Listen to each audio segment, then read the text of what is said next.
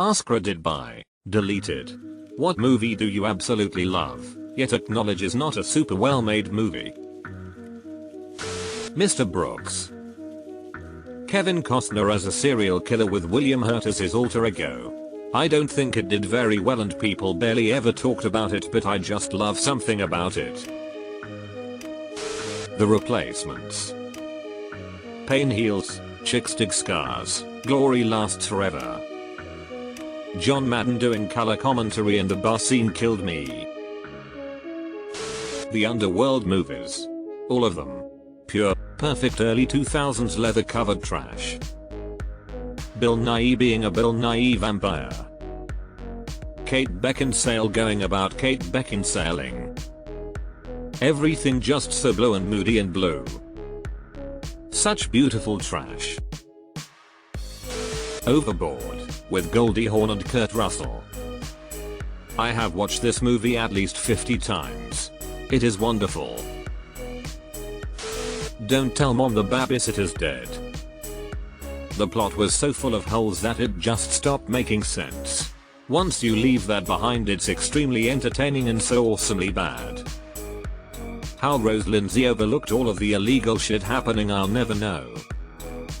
The dishes are done, man. Anaconda. Jon Voight's wink at the end. Classic. Edit. Loved the sequel too. Doesn't matter, there aren't any anacondas in Borneo. Facts don't matter in these movies. There's snakes out there this big. Also the part where there's a waterfall flowing backwards because they just reversed the footage was pretty good. Anyone remember Mystery Men? Edit. Thanks for the upvotes y'all. I put Mystery Men in the same class as Blazing Saddles, Galaxy Quest, and Kung Fu Panda. Parodies that know the heart of parody comes from love of the genre, and are still great examples of the genre being parodied. 13 Ghosts. What an awesome concept, with actual lore. Were you aware this was a remake? In the original, the audience had to wear special glasses that allowed them to see the ghosts on screen. This idea was incorporated into the plot for the later movie. Willow. Yeah, it's cheesy, but it was such a fun movie as a kid, and it's incredibly quotable. Oh man. Do I love Congo. It's really not good. The script is hilariously terrible. There are a lot of great actors in it who seem to know what kind of movie they're in, and a few not so great actors who don't. We used to watch this with Anaconda for a When Animals Attack drunk double feature in college. I read the book before I saw the movie, and that was a huge mistake. The book was actually terrifying, unlike the film. Sky High. Sidekick. Roadhouse is objectively a ridiculous movie, but I love it. Swayze could make things work that never should have worked. I still have real affection for Mortal Kombat 1995, even though I admit half of the movie looks like deleted scenes from Xena Warrior Princess. Those are $500 sunglasses, arsehole. Now and Then. I know it's an oversimplified gender swap Stand By Me, and the casting choices for the adult version of the characters were a bit questionable, but goddamn I love that movie. It came out when I was closing age to the kids at a time when adventure movies featuring girls weren't super common. And the young actors, and brief appearance of Brendan Fraser, were so good. Hey. I was in that movie. I ended up being Devon Sawa's son, Willie Wormer, whose lines got cut before we even shot it. But I still made the final cut in the last scene. I got to meet all the adult actresses, and Rosie was by far the best. I remember it was pretty cold in Savannah and we were supposed to be filming in the summer. All us kids were shivering and the director wanted to keep going. She made them stop filming and get us coats for between takes. Then her and Rita Wilson hung out with us after the scene was finished. Jumper. In which Hayden Christensen and Sam Jackson evolved past their Star Wars roles by starring in a movie where Sam Jackson is part of a religious order attempting to limit the unnatural powers of Hayden Christensen.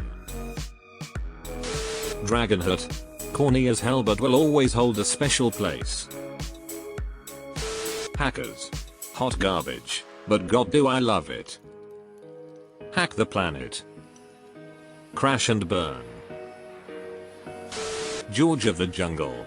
It's an iconic movie of my childhood but seems to have just fallen through the cracks for so many. It was stupid, silly, and even for what it was just a rather weak movie, not an outright bad movie but not iconic as I view it. Then Brandon Fraser added his charm to it. Very few could have had such a transformative effect on a movie in my opinion. Edit. Thanks for the awards. That movie awoke some things in me. Arnold Schwarzenegger's 1987 masterpiece Running Man. There's no finer example of late 80s dystopian cinema, no better example of Schwarzenegger making a film work when it had no business working, no film closer to the pure joy of the early 90s show American Gladiators. You can actually see the stunt props in the final film. It was as if Running Man was entirely shot and edited by a coke-addled Paul Michael Glaser thinking he was still playing Starsky. My fellow Redditors, if you have not immersed yourself in the moving picture intellectual orgasm of Running Man, you have not truly lived. Plus Family Feud's Richard Dawson playing basically himself. I'm surprised the Chronicles of Riddick isn't on here yet. One of my guilty pleasures. Eater. While I'm so happy there's a ton of Chronicles fans, its ratings are by far the lowest of the trilogy. https://en.wikipedia.org/wiki/pitch_black_open bracket film closed bracket hash reception closed bracket I stand by it has issues, and that I just don't care and will watch it almost any time I run across it, and I can rarely watch anything more than a couple of times. Without a paddle. It's like a comedic Stand By Me. Thank you for breaking glass where my kids play. Evolution, 2001. It's an impressive mix of contrived, slightly problematic, and ridiculous, but somehow it just works for me. I think it's mainly because I think Orlando Jones is amazing in anything he's in. I think we've established that Kakor and Taki Taki don't work. Practical magic. It feels like a warm autumn hug to me. I love it so much. Waterworld. I know, there are huge plot holes and some major plot lines just don't make any sense at all, but it's still an entertaining movie and the parts that make any sense are very well done. Plus Costner. I will always love that movie. It's so whack, but just the best villains ever. And the fact that their home base is the Exxon Valdez is just god. I love that movie. Robin Hood, Prince of Thieves. I fucking love that movie. I don't care what anyone says. Yes, Kevin Costner is ridiculous in it and we get his accent comes and goes. But Alan Rickman is incredible and I absolutely adore Mary Elizabeth Mastrantonio as Maid Marian. It's a great movie. Twister because it's dumb, fun, and odd ram. I still randomly quote that movie. Cow. We have cows. Another cow. I think that's the same cow. I love the Fast and Furious, Tokyo Drift. No shame. The acting is bad. The story is worse. The CGI laughable.